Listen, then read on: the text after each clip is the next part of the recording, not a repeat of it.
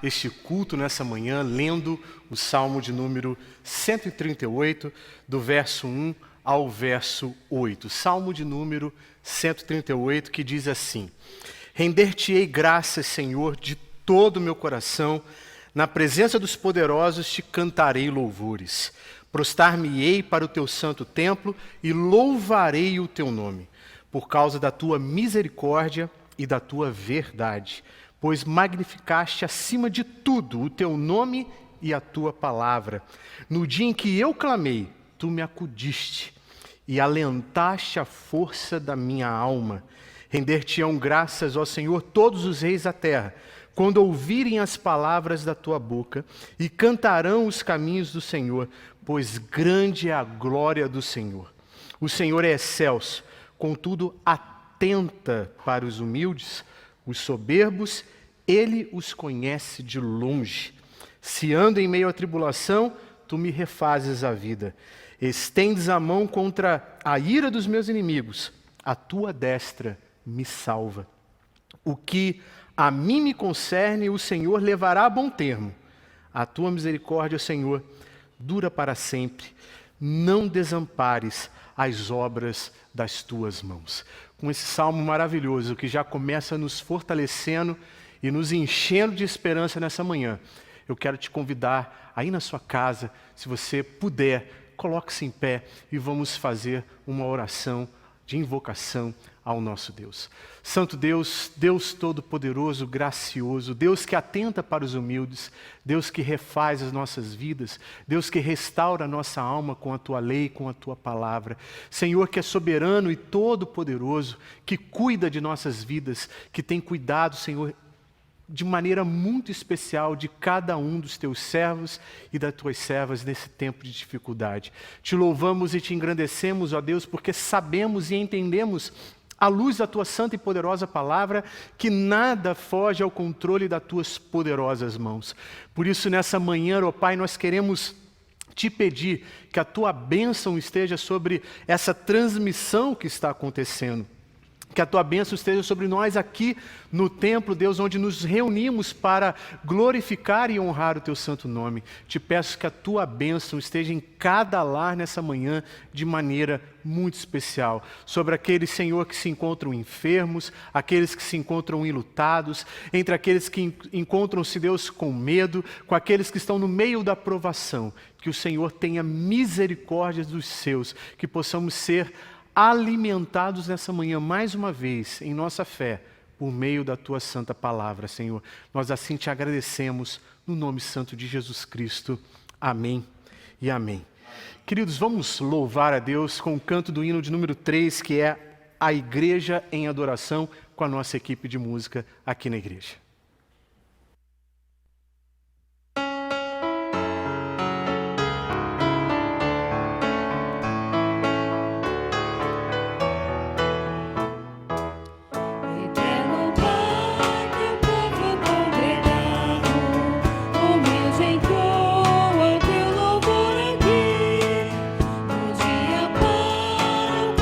Reservado, com esperança olhamos para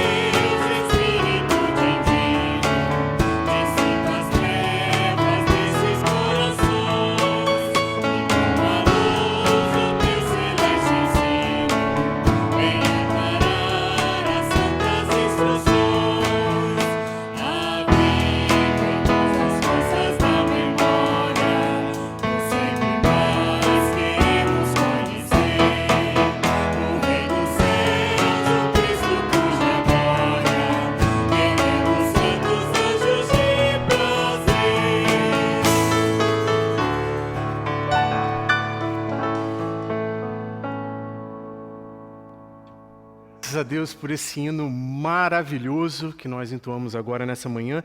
Eu quero aproveitar esse momento, que faz algumas semanas que eu não mando uma saudação para os irmãos, e às vezes eu confesso que eu sinto falta de fazer isso, mas às vezes na dinâmica aqui do nosso culto fica um pouquinho difícil, Quero mandar aqui um abraço para a Creuza, que está aqui participando, a Helenice, que com certeza está assistindo e babando ao mesmo tempo, porque a filha está aqui, o genro está aqui tocando e cantando. Quero mandar aqui um abraço para a Aline, que está lá na sua casa, enquanto o Rocha está aqui servindo na igreja. Para Maria José, para minha esposa que está lá em casa e meus filhos, para Maria Helena, para Dalva Aquino. Manda um abraço forte aí para Dona Esther, com saudade dela. Nossa irmã Ione, a Fabiana e o Ricardo, vi lá o vídeo das suas filhas tocando e cantando, que maravilha. Isso nos dá esperança que no futuro teremos com certeza musicistas brilhantes em nossa igreja. Quero mandar um abraço aqui para a Dona Helena, para o seu Moacir, para a Ellen, mandar um abraço forte aqui para o João Wesley, meu guitarrista favorito, estou sentindo sua falta aqui. Mandar um abraço aqui para o Giovanni, que está aqui conosco. Sahara está onipresente, está aqui e também online aqui conosco, a Sandra Lemes, o Marcos Aquino, Dona Maria Helena, o Jefferson, sua esposa Elaine, está aqui a Soraya, com certeza, juntamente com o Décio e com a sua filha Lívia, a Thalita conosco, irmã Janete, um forte abraço a toda a casa, a toda a família. A Daiane aqui também, que está onipresente, está aqui online, Está aqui a Edjane, quem mais aqui? Pedro Aquino conosco aqui, agora totalmente inteirado com a tecnologia, Está aqui o Alan Costa, meu grande amigo de seminário. Quem mais? A Alê Samara com a gente aí, juntamente com o Fábio e as crianças. Dona Uberlândia, manda também um abraço aí para Samira. Está aqui a Patrícia, esposa do Stanley. Nossa, muita gente. A Rosa, que está lá em Guararema também assistindo. Fabiano. Está aqui a Ágata, que é lá do Jardim Augusta. Olha, pastor Carlos César vai puxar a sua orelha. Está aqui o Stanley também. Simone Dias com toda a sua família. Muitos irmãos. Paulo também, mandar um abraço também para a Sílvia. E muitos outros irmãos que estão aqui adentrando a nossa transmissão. O salmo que a gente leu no início foi o 138. O verso 1, ele diz assim: render-te-ei graça, Senhor, de todo o meu coração. Na presença dos poderosos te cantarei louvores. Então eu vou te convidar mais uma vez a se colocar em pé e louvar a Deus na sua casa, onde quer que você esteja, com a nossa equipe de música. Louvemos ao Senhor. Bom dia, irmãos. Vamos estar louvando ao nosso Senhor nessa manhã.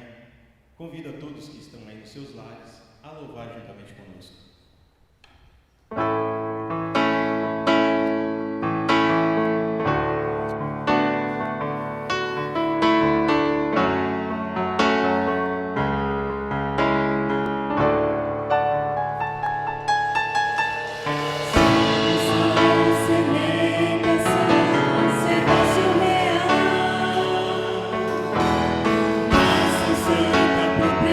Exclusiva do Senhor.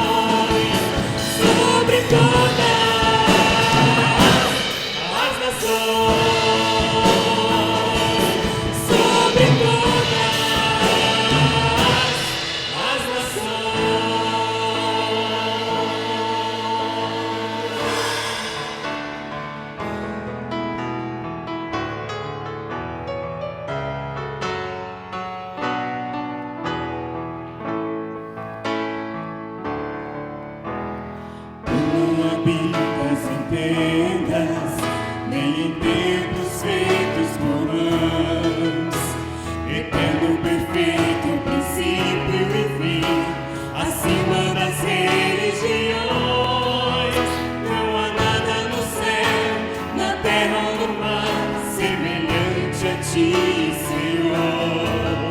Tua imagem está revelada em nós, expressando teu amor incomparável, Senhor, tu és.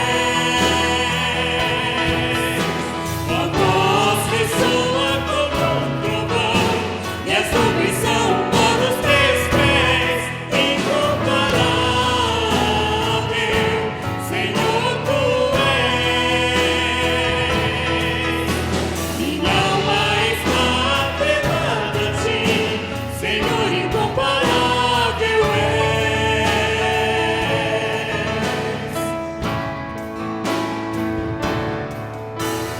Tu não habitas em tendas, nem em templos feitos por mãos. Eterno, perfeito, princípio e fim, acima das religiões. Não há nada no céu, na terra ou no mar, semelhante a ti, Senhor. Tua imagem está revelada em nós, expressando teu amor incomparável, Senhor, tu és. Tua voz ressoa como um trovão, e as nuvens são o pó dos teus pés. Incomparável, Senhor, tu és. Minha alma está atrelada a ti, Senhor, incomparável és. Minha alma está atrelada a ti, Senhor, incomparável.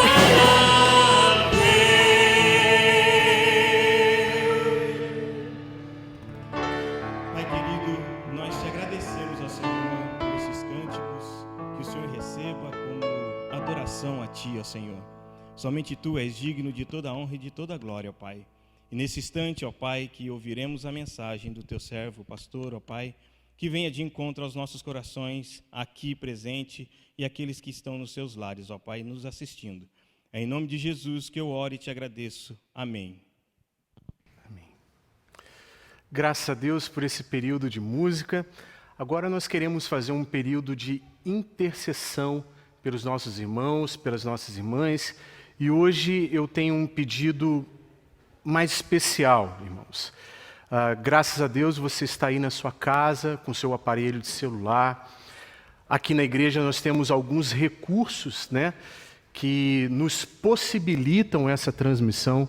Mas infelizmente eu tenho recebido notícias de pastores, de igrejas, que não dispõem dos mesmos recursos, tanto financeiros quanto técnicos e de pessoas que possam servir na área de comunicação áudio e vídeo. E essas igrejas, para você ter uma ideia, além de não poderem abrir, não estão se reunindo e não estão tendo nem mesmo uma mensagem pastoral disponível. Então nós temos um motivo para chorar com os que choram e interceder por esses irmãos que não estão tendo acesso à mensagem, até mesmo pela internet e outros recursos, e também de louvar a Deus por aquilo que Ele nos deu. Então eu quero lançar um desafio também, à luz disso tudo, para os irmãos. Não reclamem, não critiquem. Tudo que está sendo feito com aquilo que a gente tem, com aquilo que a gente se dispõe a fazer e com os recursos limitados que nós temos. Mas estamos fazendo tudo para a glória de Deus e tudo para abençoar a vida dos irmãos. Existem muitos desafios, irmãos. Para vocês terem uma ideia, muitas vezes as nossas transmissões caíram porque muitas músicas que nós colocávamos na internet tinham direitos autorais. E por causa desses direitos autorais, o YouTube ou o Facebook silenciava os nossos vídeos ou derrubava os nossos vídeos. Por essas questões e outras, nós tivemos que recorrer a outras canções, hinos do cantor cristão, que é um inário muito conhecido nosso, que em outros tempos nós usamos, né, de maneira muito abundante na igreja presbiteriana. Depois nós adotamos o novo cântico, né, como, vamos colocar assim, um inário oficial da igreja presbiteriana, mas isso não quer dizer que aquele inário antigo não tenha excelentes canções que contam realmente a nossa história de fé. Então, louvemos ao Senhor por tudo que Ele tem nos dado, mas não nos esqueçamos de orar por aqueles que nesse momento não têm nem mesmo a oportunidade de ouvir uma mensagem ou um louvor através de um simples celular, meu irmão. Então vamos orar e pedir a bênção do Senhor para esse tempo. Pai Santo, queremos primeiramente te louvar pelas dádivas que o Senhor tem nos concedido nesse tempo aqui na igreja. Te agradecemos, Deus, porque o Senhor tem dado a essa comunidade pessoas com talentos, com recursos, tanto intelectuais quanto financeiros, para que possamos, Deus, de maneira fiel, transmitir e proporcionar aos nossos irmãos um momento de alento, um momento de culto.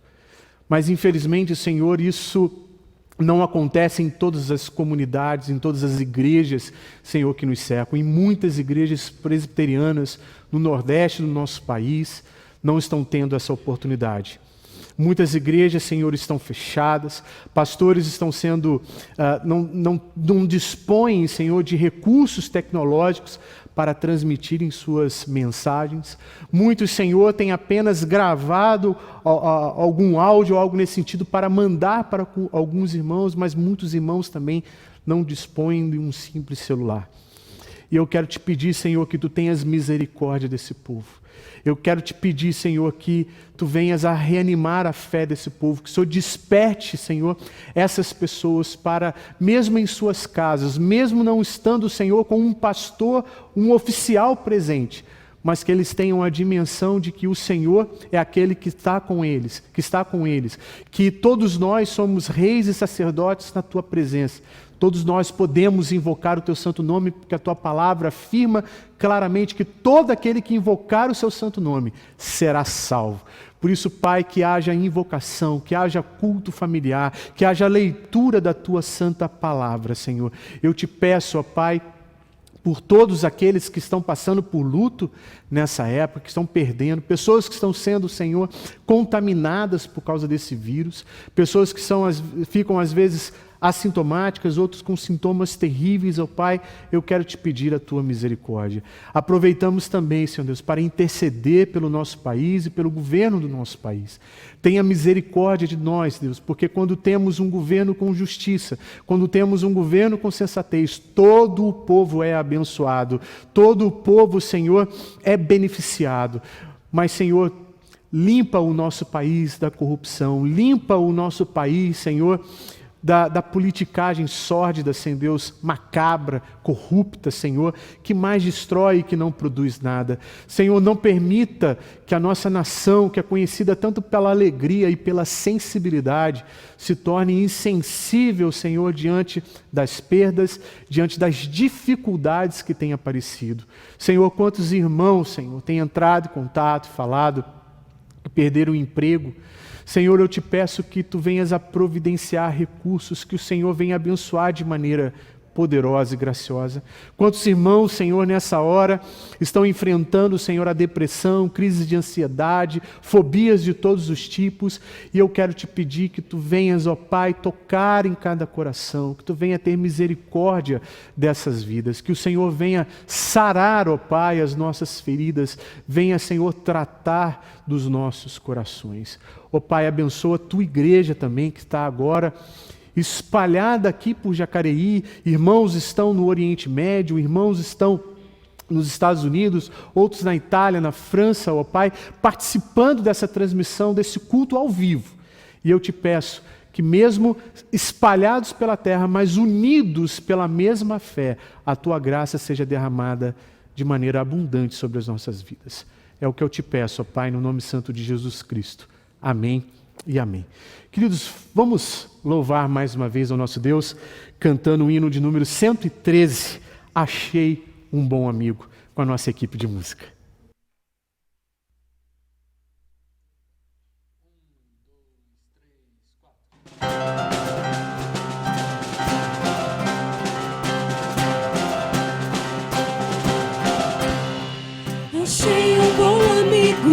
Jesus o Salvador, dos milhares o escolhido para mim.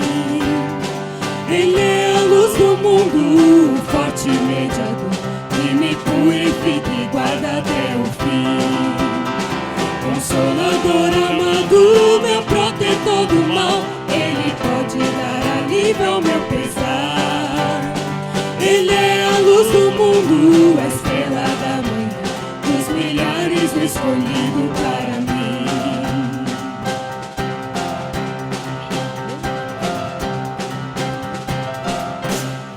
Levou minhas dores todas, as mágoas me entregou. Ele tem um firme abrigo em tentação. Deixei por Ele tudo, os ídolos querer. Ele faz-me puro e santo coração. Que o mundo me abandone e persiga o tentador, meu Jesus me guardará da vida ao fim. Ele é a luz do mundo, a estrela da manhã, dos milhares escolhido para mim.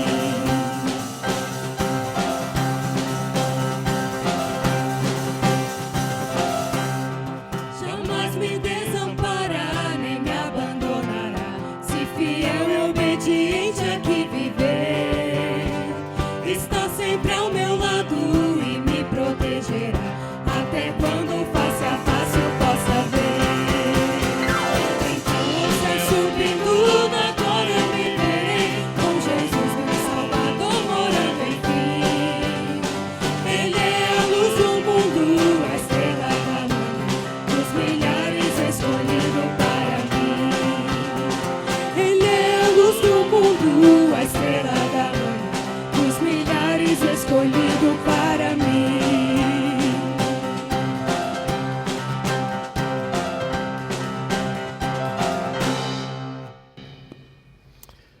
Graças a Deus, temos um bom amigo que se chama Jesus Cristo. Eu quero te convidar nessa manhã, dando sequência aí às nossas mensagens dentro do capítulo 11 de Hebreus. Então, eu te peço que você abra lá nessa carta aos Hebreus, capítulo 11, do verso 23 ao verso 26. E já explicando aos irmãos, essa mensagem será feita em duas etapas. Nós vamos ter a primeira mensagem agora, dentro da vida de Moisés, e a segunda parte, porque esse trecho vai do verso 23 ao verso 29, mas hoje eu vou falar só até o verso 26, para a noite falar do verso 27 ao verso 29, porque foi uma mensagem preparada com muito carinho, muita disposição, e ela ficou muito grande. E dá para perceber que você pode extrair daqui pelo menos umas 5 mensagens em cada versículo que nós temos aqui. Então, Hebreus capítulo 11, do verso 23 ao verso 26, que diz assim: Pela fé, Moisés, apenas nascido, foi ocultado por seus pais durante 3 meses, porque viram que a criança era formosa. Também não ficaram amedrontados pelo decreto do rei.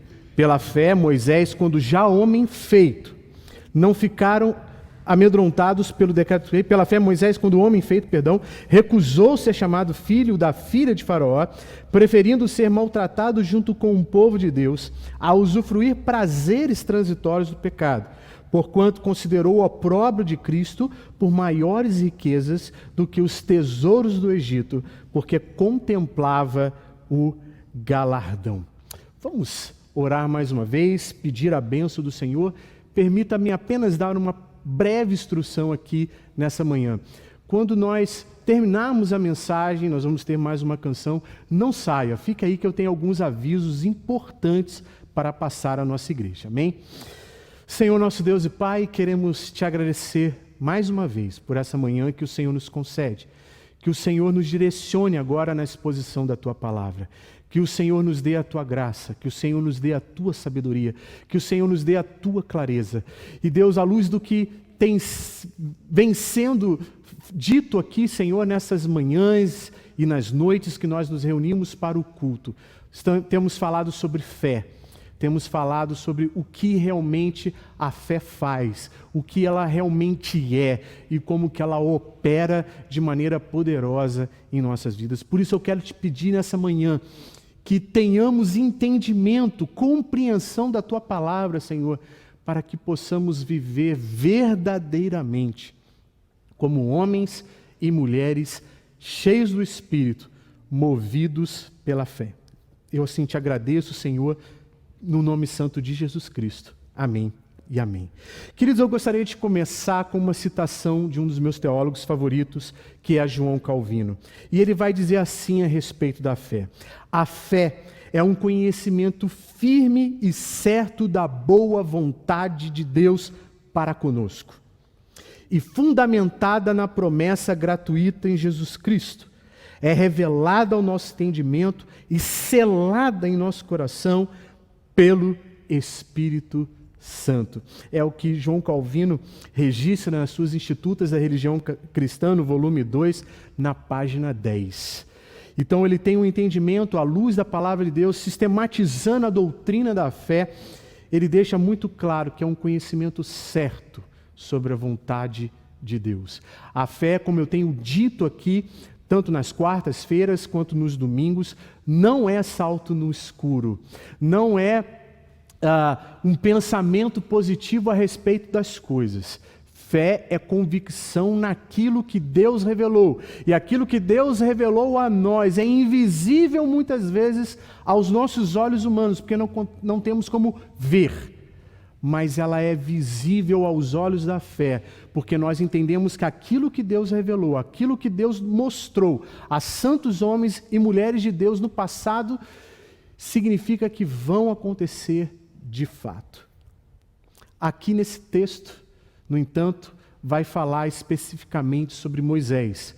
E o autor de Hebreus, como a própria carta já está intitulada, Epístola aos Hebreus, ou seja, para uma nação que recebeu o especial de Deus. Recebeu as leis, recebeu as profecias, recebeu as promessas, recebeu os pactos e inclusive os sacramentos. E essa nação agora reunida diante de tudo o que está acontecendo. Muitos vieram a crer no Senhor Jesus, mas essa é uma carta de exortação, por incrível que pareça. Hebreus está sendo escrita para que homens e mulheres não desanimem no meio do caminho, não desistam da fé e que não reproduzam os erros do passado que foram cometidos pelos seus pais. Mas eles olham para os grandes exemplos da fé, para grandes homens da história e dizem assim: imitem esses homens, imitem essas mulheres, porque a fé que opera em nós não é apenas para conquistar reinos, mas também para sofrer grandes perseguições sem abandonar a fé. E no caso de Moisés, nós temos um ponto muito interessante, porque o Hebreus vai falar muito sobre a vida de Abraão e Sara, e também vai dar um enfoque maior a Moisés. E por quê? Porque Abraão é o pai da fé, mas Moisés é o pai da nação, ou seja, a nação que está organizada com uma lei, com uma orientação. Ao passo que Abraão é o pai da fé, Moisés é o pai da nação. Então ele vai dedicar 5 sessões que começam com a fórmula pela fé. E o primeiro desses exemplos relaciona os pais de Moisés, e o último ao povo de Israel. E no primeiro ponto dessa manhã, eu quero destacar que, pela fé, Moisés foi alvo da fé de seus pais. E aqui a gente tem um ponto muito interessante no verso 23. Olhe comigo novamente. Pela fé, Moisés, apenas nascido, foi ocultado por seus pais durante 3 meses, porque viram que a criança era formosa, e também não ficaram amedrontados pelo decreto do rei. Queridos, olha que interessante. Falando da fé que não era ainda a fé de Moisés, era a fé dos seus pais. A fé dos seus pais simplesmente auxiliou, impactou, influenciou a vida de Moisés. Tudo começou com seus pais. Aí aqui a gente tem um ponto muito importante para a nossa reflexão. Moisés, sendo influenciado por seus pais, nos remete a uma reflexão profunda. Nós, enquanto pais, também temos um papel importantíssimo de fé, de transmissão da fé para os nossos filhos. Com certeza, a fé não é uma coisa abstrata, mas concreta. E nesse ato de fé, eles vão simplesmente entregar esse filho nas mãos do Senhor. Pela fé, está dizendo aqui que eles viram essa criança que era formosa. Mas a primeira coisa que a gente deve observar aqui é o seguinte: todo pai, toda mãe, quando tem o seu filho, ele é formoso, ele é belo. Não há criança que nasça feia, pelo menos para um pai e para uma mãe. Ainda que nós possamos brincar e falar: nossa, meu filho nasceu com uma cara de joelho, ou algo do tipo. Mas para nós é a criança mais bela, mais linda, mais fofinha que tem na face da terra. Então, o que realmente o autor de Hebreus está querendo dizer? Que os pais olharam para aquela criança e viram que ela era formosa. O próprio livro de Atos, no capítulo 7, verso 20 ao verso 22, dá a explicação. E aqui, deixa eu abrir um parênteses, isso aqui fala um pouquinho da nossa fé reformada, em que as Escrituras explicam as próprias Escrituras. E diz o texto: por esse tempo nasceu Moisés, que era formoso aos olhos de Deus. Então Estevão, na sua pregação, ali em Atos 7, está dizendo, ele era belo sim, aos olhos de Deus, ou seja, os seus pais, por meio da fé, viram nessa criança um grande propósito, um grande chamado. E isso me leva a uma aplicação aqui, irmãos. Quando nós olhamos para os nossos filhos, o que nós estamos vendo? O que nós temos de expectativa. E muitas vezes nós estamos criando os nossos filhos para serem excelentes cidadãos, excelentes profissionais, mas péssimos cristãos. E muitas vezes nossos filhos vão se tornar péssimos cristãos, porque eles estão seguindo o exemplo de fé que eles veem em casa. Ou seja, de pais que só se preocupam em ir na igreja no domingo à noite, mas esquecem de todos os compromissos, não se envolvem com ninguém da igreja, falam mal de todos os membros, criticam à mesa tudo o que acontece.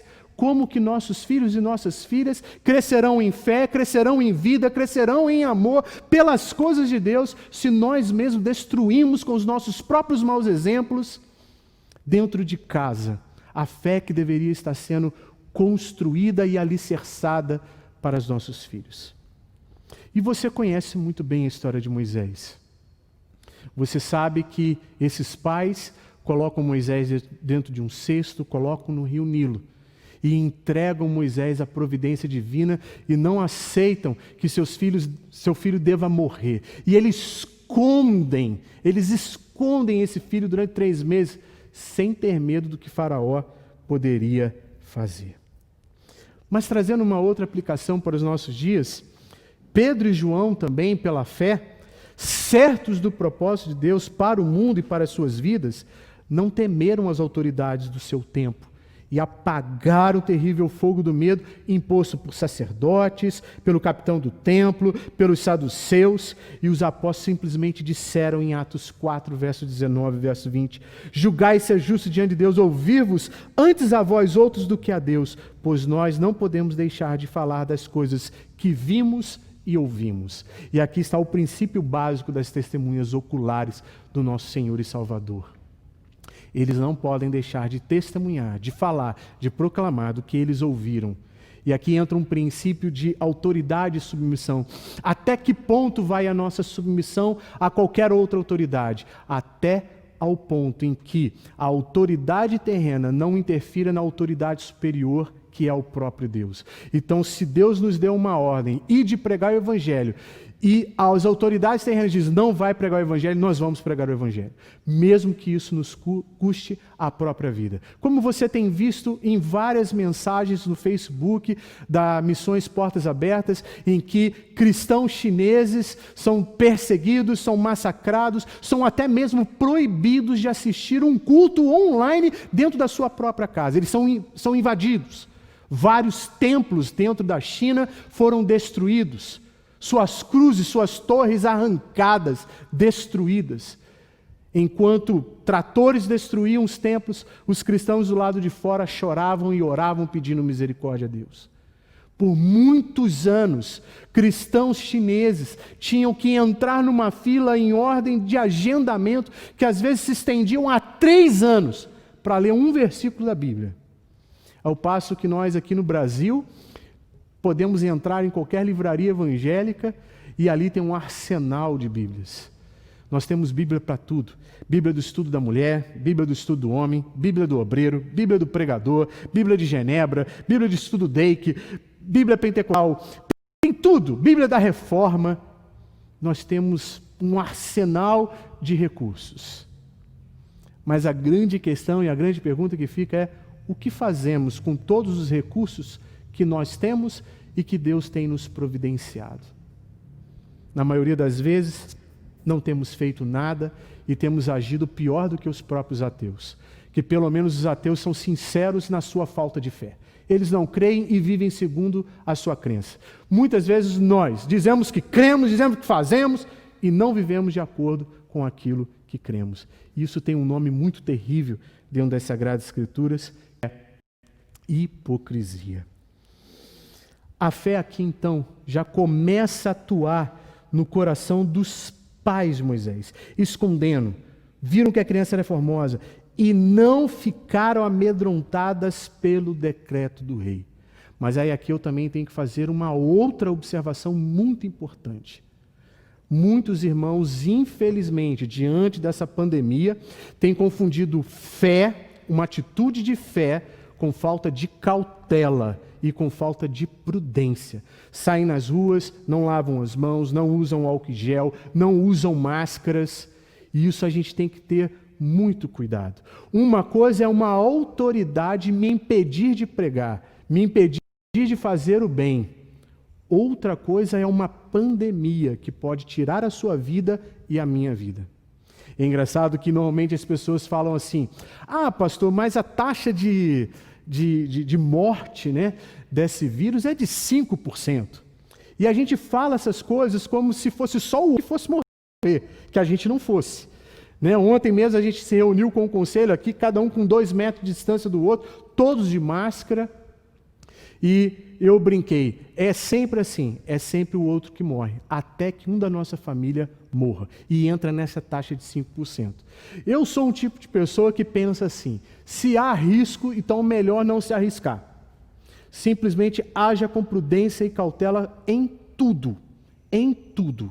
Então, irmãos, não vamos confundir falta de cautela com fé. Fé está embasada na revelação dada por que está registrada nas Escrituras. Aquilo que está registrado, nós vamos seguir e nós vamos prosseguir. E entendamos que ainda estamos num país livre. Não temos nenhum tipo de limitação quanto à pregação do Evangelho. Ainda que os nossos templos estejam fechados, mas as redes sociais estão lotadas nesse exato momento de pregadores ministrando a palavra e várias pessoas que nunca adentraram um templo evangélico estão assistindo mensagens que nós estamos transmitindo. Eu mesmo, irmãos, tenho visto e tenho tido essa experiência agora no meu ministério.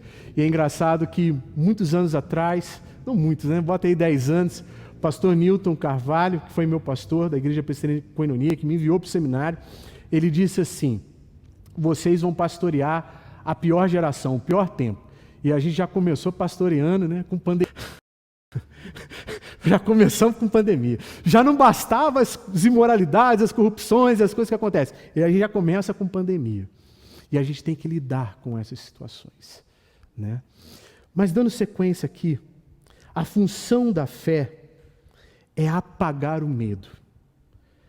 O medo, mas deixa eu exemplificar melhor, o medo paralisante.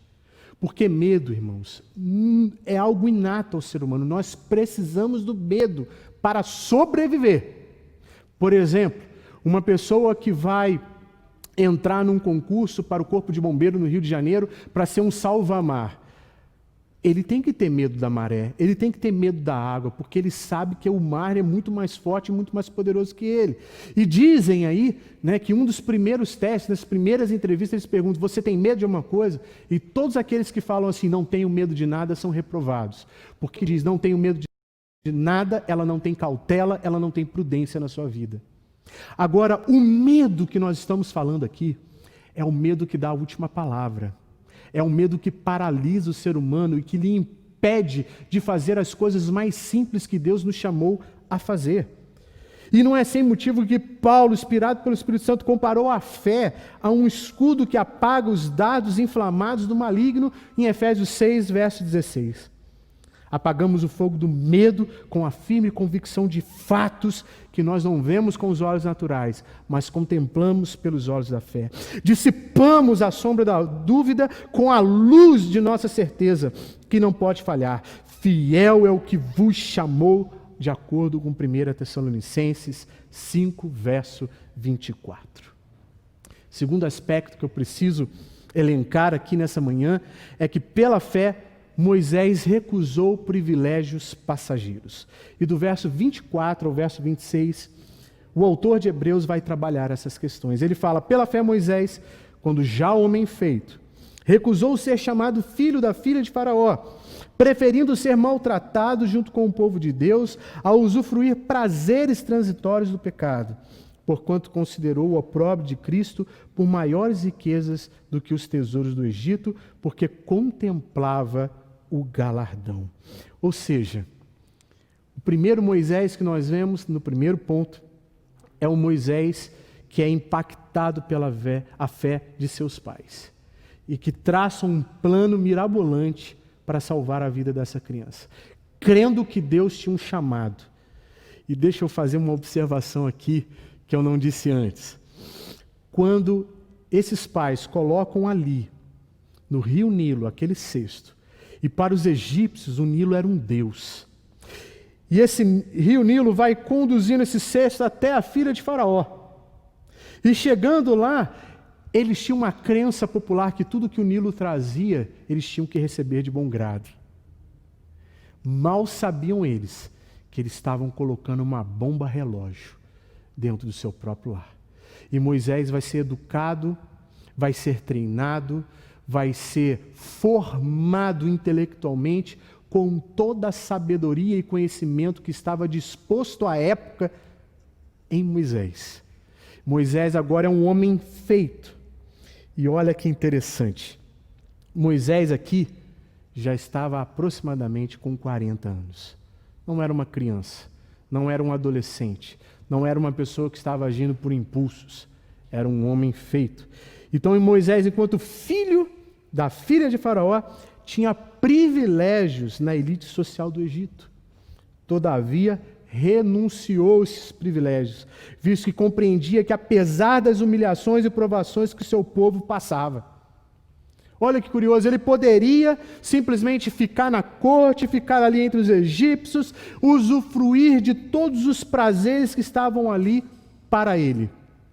Mas não, ele recusou. Ele preferiu viver sendo humilhado do que viver um prazer temporário e que lhe traria total condenação. O verso 25 diz: preferindo ser maltratado junto com o povo de Deus, a usufruir prazeres transitórios do pecado.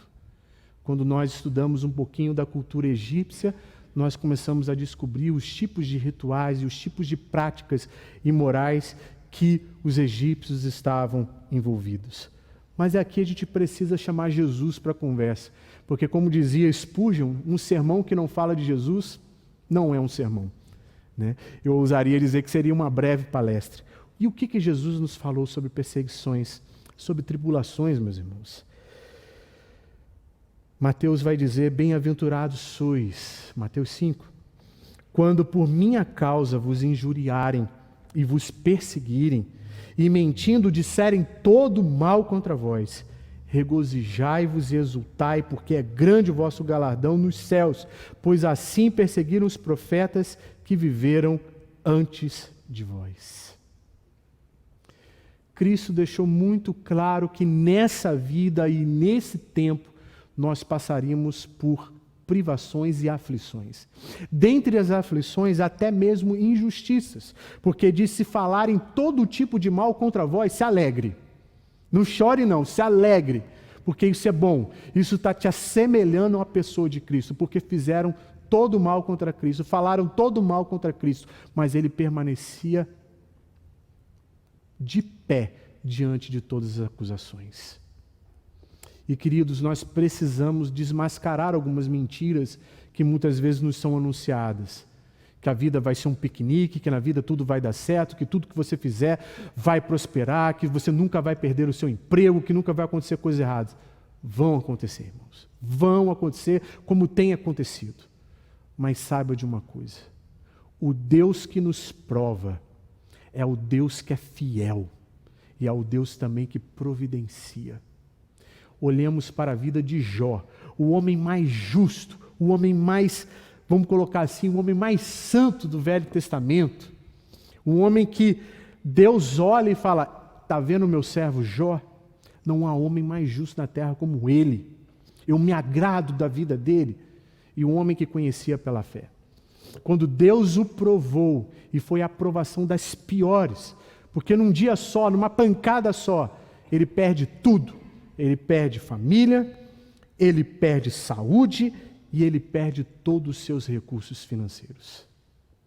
E pasmem, ele não morreu e ele não perdeu a sua fé.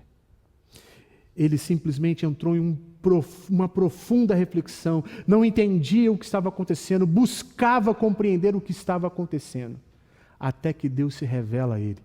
E detalhe, sabe o que Deus diz a ele sobre a sua aprovação? Deus simplesmente fala dos seus grandes feitos. Deus não dá a ele uma razão e um porquê. Deus simplesmente diz assim, eu faço o que faço porque eu sou Deus e ponto final. E quem é você para questionar o meu poder? A fé, meus irmãos, nos leva a ver a palavra de Deus como palavra santa, inerrante e autoridade para as nossas vidas. E nós queremos fazer da palavra de Deus uma caixinha de promessas. Como dizia um pregador do passado, a gente tinha que fazer uma caixinha de exortação também. Né? Uma promessa e uma exortação para a gente aprender a ter equilíbrio na nossa caminhada. Moisés também, no verso 26, renunciou riquezas. Olha que diz o texto, porquanto considerou o opróbrio de Cristo por maiores riquezas do que os tesouros do Egito, porque contemplava o galardão. Agora, olha que curioso, meus irmãos. Moisés considerou o opróbrio de Cristo. Até esse exato momento, nós tínhamos algumas revelações. Eram as seguintes. Primeiro, Gênesis 3,15, que da semente da mulher nasceria o Salvador, que esmagaria a cabeça da serpente. Depois, em Abraão, a promessa do descendente, que abençoaria todos os povos da terra. E agora Moisés contempla no sofrimento do povo o sofrimento do Messias. E ele prefere sofrer como seu Messias sofreria do que viver das riquezas e das abundâncias do Egito. E é engraçado que Hebreus 13, 7 a 8 vai dizer assim, lembrai-vos dos vossos guias, os quais vos pregaram a palavra de Deus, e considerando atentamente o fim da sua vida, imitai a fé que tiveram. Jesus Cristo ontem e hoje é o mesmo e o será para sempre. Ou seja, o autor de Hebreus está dizendo assim, o Cristo que nos salva hoje é o mesmo que salvou ontem e é o mesmo que vai salvar amanhã. No Velho Testamento, muitas pessoas às vezes falam erroneamente assim, no Velho Testamento as pessoas foram salvas pelas obras da lei. Ninguém foi salvo pelas obras da lei. Os filhos da fé, os filhos de Abraão, foram salvos porque criam na promessa de que o Messias viria. Nós cremos no Messias que já veio e que voltará. Isso é que faz toda a diferença. E ele fala que ele contemplava o galardão. Gente, Mateus 10, verso 40 a 42, Jesus vai falar sobre galardão. Olhe, preste bem atenção nessas palavras. Quem vos recebe a mim me recebe. E quem me recebe, recebe aquele que me enviou. Quem recebe um profeta no caráter de profeta, receberá o galardão de profeta. Quem recebe um justo no caráter de justo, receberá o galardão de justo. E quem der a beber, ainda que seja um copo de água fria, a um destes pequeninos, por ser este meu discípulo, Em verdade vos digo que de modo algum perderá o seu galardão. Um copo de água fria que você abençoa qualquer servo ou serva de Deus, gera galardão. E, gente, aqui Jesus está simplesmente montando uma lista, ó, se for um profeta, se for um justo, se for um simples discípulo, se você o abençoar com um copo de água fria, você receberá galardão. Então, a todos que estão aqui nessa manhã, estamos aqui com a equipe de música, 2 diáconos e o pessoal que eu estou chamando de áudio e vídeo. O negócio tá chique esse negócio aqui, né? Vocês que estão servindo a igreja do Senhor receberão galardão. Receberão galardão. Receberão galardão. Você que vai receber galardão se assim você abençoar os servos e as servas do Senhor com o mais simples, um simples copo de água, que mata a sede e permite que o pastor continue falando. E olha que curioso, Moisés não agiu radicalmente num impulso próprio. Porque pensa comigo, irmãos, renunciar à elite, renunciar a dinheiro, num tempo que a gente precisa de dinheiro para tudo. E eu brincava numa transmissão ao vivo, né, que o primeiro cartão de crédito que eu tive na minha vida, eu achava que era usar e acabou. Aí você estoura o cartão. Aí fica endividado 1 ano, pagando juros sobre juros, né? E vai. Ele renunciou tudo. E ele era um homem de 40 anos, ele não está agindo por impulso. Ele não é uma criança, ele não é um adolescente impulsivo. Ele não é uma pessoa sem sensatez, ele é agora um homem de maturidade. E ele se associa ao povo de Deus por vontade própria. E, gente, aí aqui tem o campo da vontade, da volição. Eu tenho que tomar uma decisão, eu tenho que fazer. Eu tenho que me levantar, sair da inércia, abandonar a preguiça e avançar. E é engraçado que é justamente Estevão, que provavelmente tinha conhecimento da tradição oral, que vai falar que Moisés tinha 40 anos. Eu não estou inventando isso da minha cabeça. Capítulo 7, verso 23 e 25 de Atos, ele diz assim: quando completou 40 anos, veio-lhes a ideia de visitar seus irmãos, os filhos de Israel. Vendo um homem tratado injustamente, tomou-lhe a defesa e vingou o oprimido, matando o egípcio. Ora, Moisés cuidava que seus irmãos entenderiam que Deus o queria salvar por intermédio dele. Eles, porém, não compreenderam. Ou seja, aos 40 anos, Moisés já estava compreendendo qual era o chamado dele. Opa, peraí, Deus me colocou nessa corte, me colocou dentro desse império, me fez filho da filha de Faraó, me educou, me deu todo o conhecimento de engenharia civil, que mais tarde ele vai construir o tabernáculo de Moisés. Ele vai receber a planta, e ele tinha toda a preparação técnica para isso. Deixa eu abrir um parênteses aqui. Muitos irmãos ficam ansiosíssimos em saber qual é a vontade, né? Ainda fala assim, não, pastor, é a vontade específica de Deus para a minha vida. E entra numa neurose, vou usar uma palavra aí do meio psicológico, entra numa neurose e não sabe o que Deus tem para a vida. Deixa eu te dizer uma coisa, o que Deus tem para a tua vida, Ele já colocou na sua vida. Já está aí. Isso me lembra recentemente quando eu fui pregar lá na Igreja Presbiteriana Coinonia, na ordenação do reverendo Kleber. Eu conheci ali a responsável pela comunicação das missões Portas Abertas. Essa era a angústia dela. Qual é a vontade de Deus para a minha vida? Porque eu estudei jornalismo, eu não sei o que eu vou fazer com isso. Ela foi editora da revista Abril, para você ter uma ideia. E ela falava, eu não sei o que Deus tem para mim. Sabe onde que ela está hoje? Ela é responsável por todas as edições de comunicação da Missões Portas Abertas. O que Deus tem para nós, Ele coloca em nós, não está fora de nós. É como se muitas pessoas assim, eu toco violão, mas será que Deus tem isso para mim? Meu Deus, se você toca é para você sim. É simples, já está em você, Deus não é louco. Deus nos capacita, irmãos, e Ele vai nos capacitando, Ele vai colocando nas nossas vidas recursos, conhecimentos, e por aí vai. E não limite também a Deus e o seu propósito e a sua ação ao templo, como se só serve a Deus quem canta, quem toca, quem ora e quem vai para missões. Na igreja nós precisamos de engenheiros, nós precisamos de advogados, nós precisamos de médicos, nós precisamos de enfermeiros, nós precisamos de pessoas que nos tragam luz sobre questões que, por exemplo, eu como teólogo não tenho. Por exemplo, a igreja precisa trabalhar dentro de uma lei, dentro de um sistema que está aqui em sociedade, que vive em sociedade. Por isso precisamos de advogados que nos orientem, que falem, pastor, é assim, é assado. Isso é importantíssimo.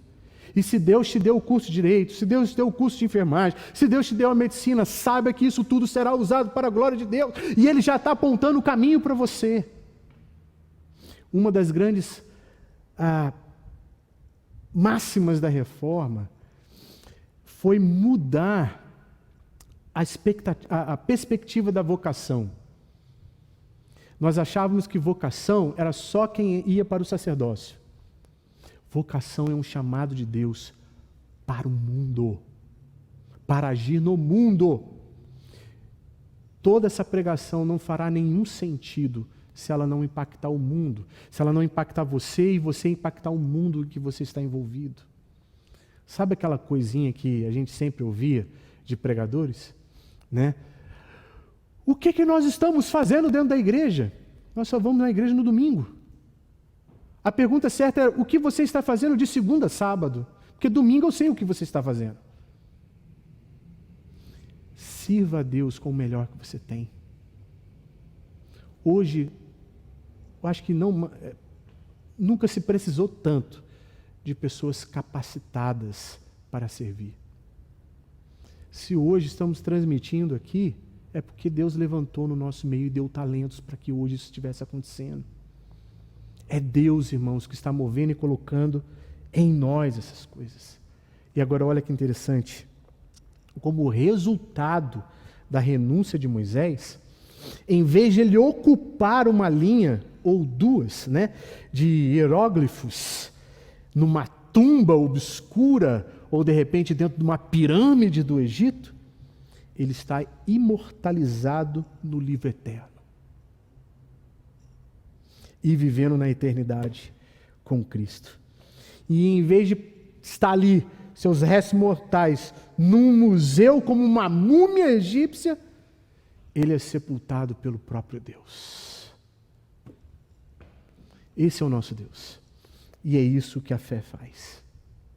Uma última aplicação. Infelizmente, no meio cristão, devido à falsa teologia da prosperidade e outras mais, o que mais se busca hoje pela fé é fama, privilégio e reconhecimento. Tudo que Moisés renunciou para se tornar o grande líder que ele foi. Guarde bem isso. Olhemos para o alto. Não olhemos para a cultura deste mundo, que diz fama, privilégio e reconhecimento. O que mais, vamos pensar aqui dentro do espectro político, uma das grandes críticas que nós fazemos aos políticos são quais? Que eles não abrem mão do quê? Privilégios. Esses privilégios estão custando caro à nação. E nós precisamos ser sensatos com determinadas coisas. Muitos irmãos estão sofrendo porque acham que Deus é obrigado a lhes suprir todos os privilégios e todos os desejos do coração. Lembremos de Tiago. Pedis e não recebeis, porque pedis mal, segundo as vossas próprias vaidades. Meus irmãos, que Deus, nessa manhã, nos abençoe poderosamente para entender, primeiro, que pela fé, Moisés foi alvo da fé dos seus pais. e que parece também que de uma maneira muito misteriosa e gloriosa, e do decreto eterno de Deus, a fé já estava em Moisés, presente para que tudo isso viesse se manifestar. Segundo, pela fé Moisés recusou privilégios passageiros. Cuidado, irmãos. E até mesmo nesse tempo em que estamos perdendo alguns privilégios, muitos irmãos tiveram redução de 25% do salário, outros 30% do salário, outros a sua carga horária reduzida e, consequentemente, salário também reduzido. Estamos perdendo alguns privilégios. Podemos perder privilégios temporários, irmãos, mas nós não podemos perder o nosso galardão.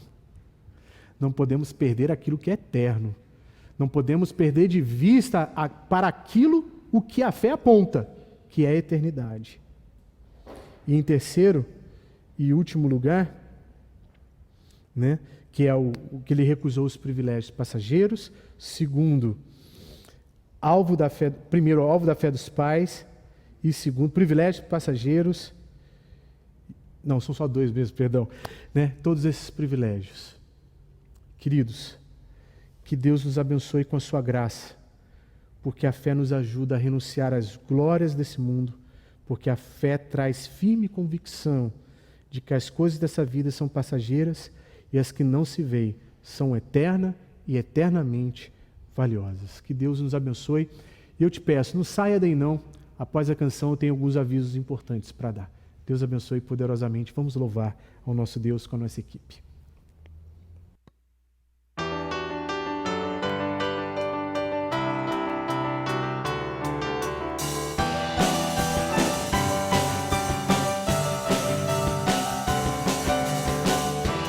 Os gigantes poderão se levantar,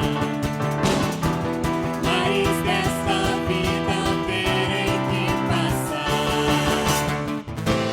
Mas não há o que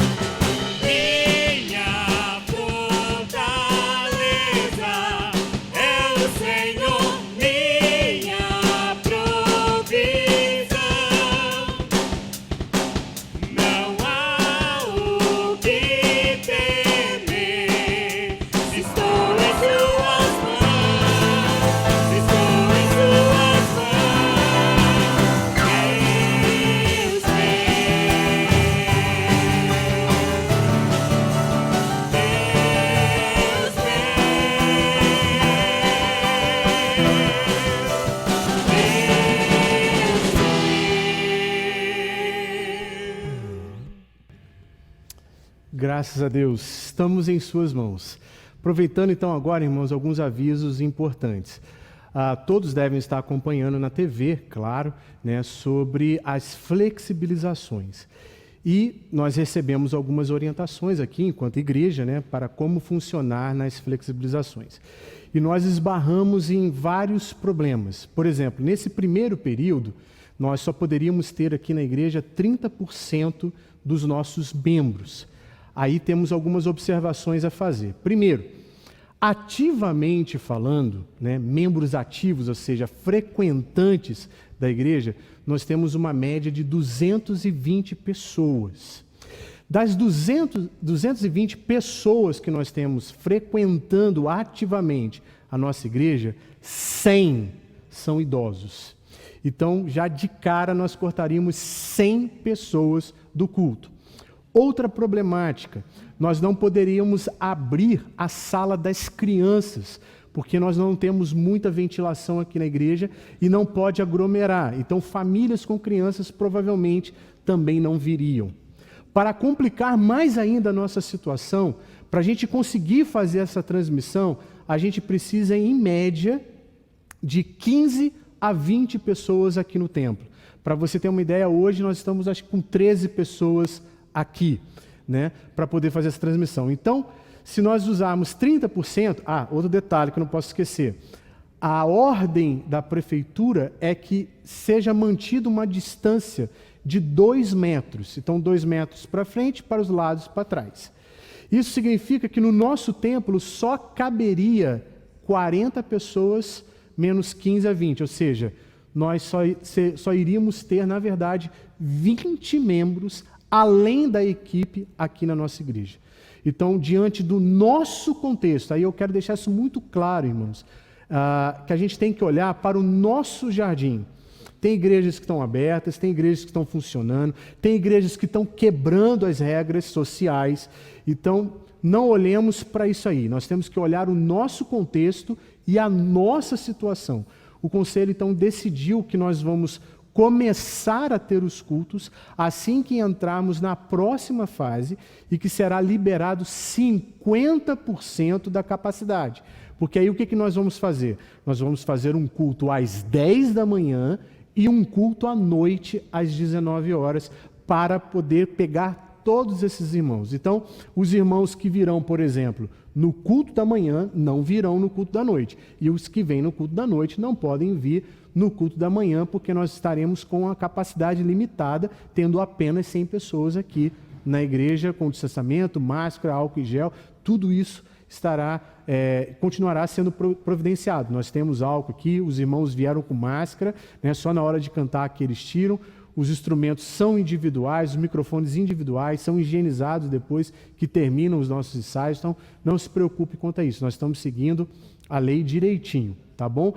Então, fique claro isso. Nós só vamos retornar ao culto assim que flexibilizar 50% da nossa capacidade, né? Comparando com igrejas menores, eles estão fazendo até mesmo lista de agendamento. Tem pessoas que só estão podendo ir no culto presencial uma vez por mês, para você ter uma ideia.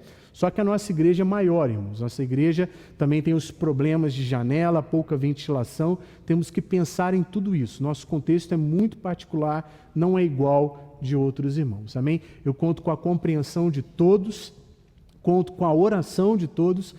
Está difícil e uma palavra que sempre pesou no meu coração nesse tempo. Se um membro do corpo sofre, todos sofrem. E nós não achamos justo, né? Nos reunimos apenas aqui com 20 pessoas e deixar todos os outros 200, né, a ver navios. Imagine a gente fazer uma ceia aqui com 20 pessoas, deixando 200 pessoas sem participar desse momento de comunhão. Então, conto com a compreensão dos irmãos e com a oração. Então, vamos encerrar esse período, né, de transmissão e de culto ao vivo com mais uma oração. Senhor, te agradecemos por essa manhã, te agradecemos pelo teu cuidado, pela tua direção. Que o Senhor continue a nos abençoar poderosamente. E agora, Senhor, que estamos aqui encerrando, que a tua graça permaneça. Assim que sairmos dessa transmissão, saiamos, Senhor, com o coração alegre, cheio da Tua santa e poderosa palavra. Que os nossos corações estejam preparados e ansiosos também para a noite, Senhor Deus, para a glória do Teu santo nome. Eu assim te agradeço, no nome santo de Jesus. Amém e amém. Só lembrando aqui, meus irmãos, mandar um abraço aqui para toda a UPA, senão o Fabiano vai me matar. Ele está mandando mensagem aqui constantemente. Manda um abraço para a UPA. Então vamos para a UPA, para o MP, para o UCP, para o PH, para a SAF, para os diáconos, para os presbíteros, para todos, para a glória de Deus. Então, a gente não pode dizer ir de todos em paz, né? Nós iremos aqui sair do templo em paz. Então saia dessa transmissão em paz, compartilhe e mande mensagem para o maior número de amigos, amigas, irmãos e irmãs em Cristo Jesus. Até breve, até às 19 horas hoje. Deus abençoe a todos.